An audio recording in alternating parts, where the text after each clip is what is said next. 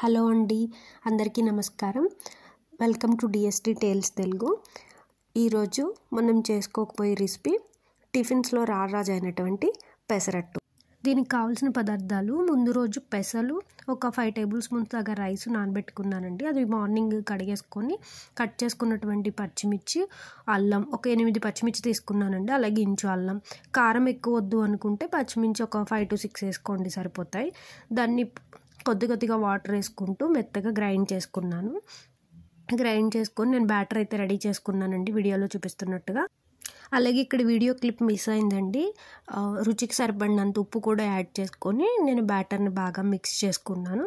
Mix చేసుకున్నాక ఈలోపు ప్యారలల్గా పెనం పొయ్యి మీద పెట్టి హీట్ చేసుకున్నాను. బాగా వేడెక్కాక దోశ బ్యాటర్ లాగా పెసరట్టు వేసేసుకొని ఉల్లిపాయ, జీలకర్ర, కొత్తిమీర నేను వీడియో కోసం అని చెప్పి మీకు విడివిడిగా చూపిద్దామని నేను సపరేట్గా వేసి చూపించానండి. నార్మల్గా అయితే కనుక నేను 3 మిక్స్ చేసేసుకొని వేసుకుంటానండి.